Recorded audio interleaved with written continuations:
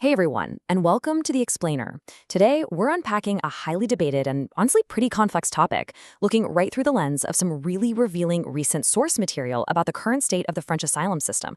Okay, let's dive into this, because the realities presented in these documents tell a story that goes way, way beyond your daily headlines. To really wrap our heads around the main thesis of our source material today, we actually need to start by defining a very specific word. A word that pops up repeatedly throughout these documents. And that word is Potemkin.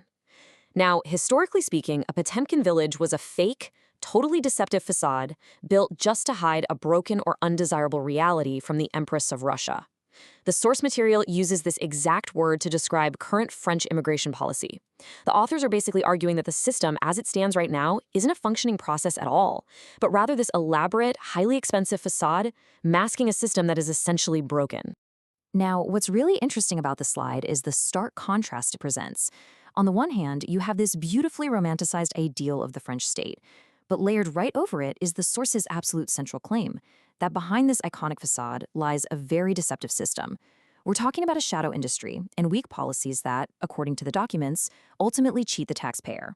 It perfectly sets up this huge juxtaposition between the administrative reality detailed in the reports and the shiny image we normally see.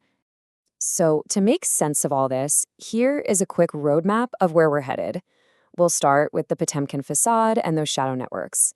Then, we'll look at the actual statistical reality, the taxpayer burden, a direct comparison between France and Germany, and finally, what the sources call a matter of willpower. All right, Section 1, Shadow Networks and Entry, Bypassing the Border. Let's move to how this builds, because you have to wonder, how exactly do migrants enter the country in this system? Well, the sources detail this highly organized three-step pipeline.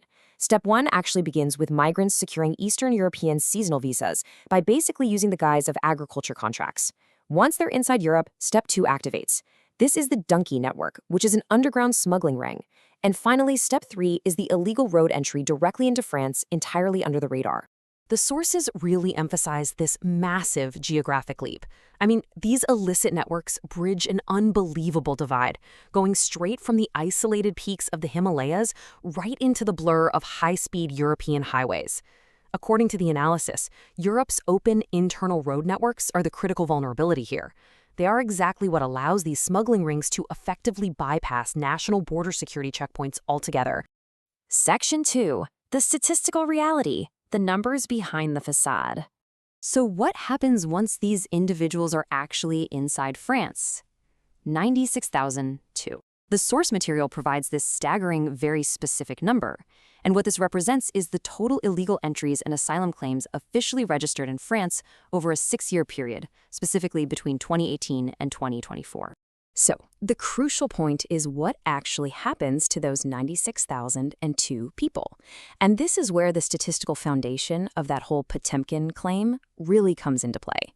The data reveals that 99.5% of those individuals simply remain in France.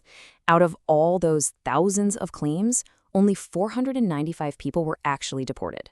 Let that sink in for a second. That is a microscopic, literal 0.5% enforcement rate. Looking at this, the source material concludes that this massive statistical disparity proves the system is essentially just a theatrical performance. With an enforcement rate of 0.5%, it's clearly not executing decisions, right? It just merely prolongs the process. The authors argue it's basically an administrative loop, perfectly designed to keep everyone in the country indefinitely while projecting this grand illusion of a functioning, orderly legal process. Moving on to Section 3, the taxpayer burden, funding the limbo. Now, running an indefinite administrative loop on this kind of scale, that requires immense resources. Which brings the authors of the source documents to pose this incredibly direct, provocative question. If virtually no one is ever actually deported, why exactly is the state funding this long, highly expensive legal drama? And the sources literally spell out exactly where those funds are going. The financial burden that taxpayers shoulder includes the massive administrative overhead for years, literally years, of endless interviews and consecutive legal appeals. During this whole multi-year timeline, the state is footing the bill for free legal aid for the applicants. And perhaps most costly of all, the state is responsible for housing these individuals. The sources note this often takes the form of expensive, long-term hotel accommodations, all while these ultimately unenforced claims are slowly processed. And this brilliantly illustrates the core economic argument here, a severely unbalanced scale. On one side, you've got this immense taxpayer burden, the hotels, the lawyers, the administration, the whole shebang. On the other side, the actual results. Asylum claims are technically rejected, sure, yet the migrants remain, and the deportation rate sits at virtually zero. The cost is astronomical, while the intended outcome is practically non-existent. Section 4. France versus Germany, a tale of two borders. To provide a bit more context, the sources pivot to a macro-level comparison, looking right next door at France's closest neighbor. The documents label France's approach as the drama, which they characterize by practically zero deportations and a constant steady rise in applications. But then they point to Germany as the reality. The data here shows Germany implementing strict border rules, executing weekly deportation flights, and consequently experiencing a massive 38% drop in asylum applications. The sources dive a bit deeper into the why behind this stark comparison, too. According to the analysis, France frequently relies on the European Court of Human Rights, the ECHR, as a legal excuse for its weak enforcement and inability to deport. Conversely, Germany, which is operating under the exact same broader European legal frameworks, somehow manages to enforce strict borders and stop entries directly at the border. The sources use this direct contrast to suggest that overarching international law is not the true barrier to enforcement here. Which brings us to Section 5, a matter of willpower, the source's conclusion. This leads right into the core concluding thesis of the documents we're looking at today. The source material basically culminates in this one very specific quote. It is not a matter of human rights, it is a matter of political willpower. The authors forcefully conclude that this elaborate, expensive facade isn't some inescapable results of international law, but rather it's caused by a chronic lack of willpower from policymakers themselves. The source's ultimate bottom-line argument is that Germany has proven the reality. Strict actions deliver immediate results.